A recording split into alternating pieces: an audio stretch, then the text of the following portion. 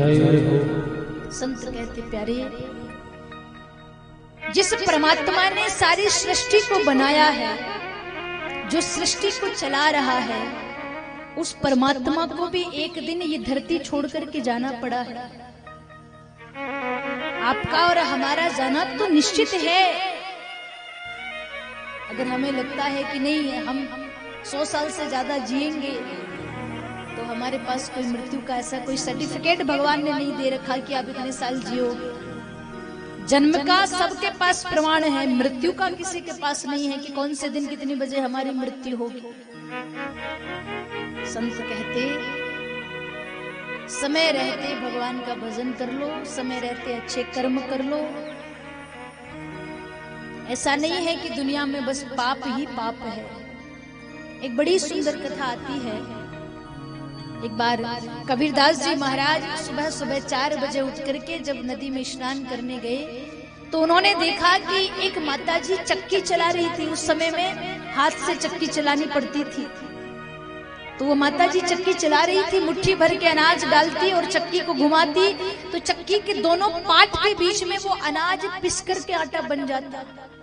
कबीरदास जी वहां खड़े हो गए और देखते देखते रोने लगे। चलती चाकी देख के दिया कबीरा रोए, इन दो पाटन के बीच में साबुत बचा न कोई। जिस प्रकार ये मुट्ठी भर अनाज डालती है, ये दोनों पाट के बीच में पिस रहा है, ऐसे ही परमात्मा भी मनुष्य को भेज तो धरती पर रहा है, पर मनुष्य भी ऐसे ही पाप और कर्म के दोनों पाट के बीच में पिस रहा है।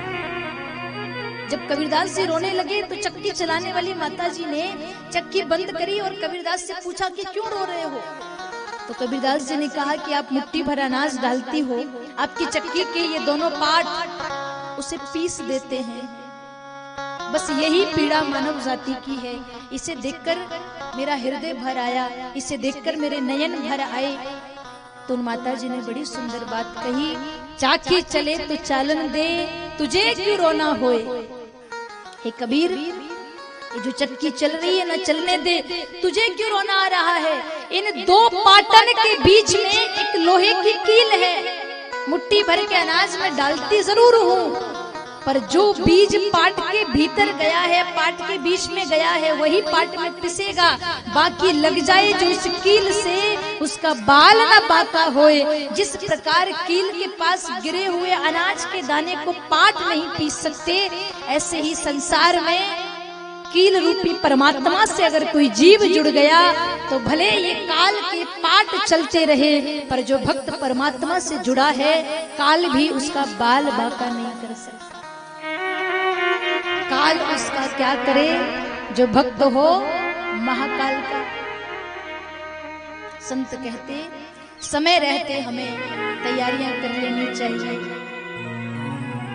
अंत समय आता है, जब बुलावा स्वर्ग से आता है, तो कई सारी बातें, कई सारी चीजें जो छूट जाती है, वो स्मरण हमें होती है।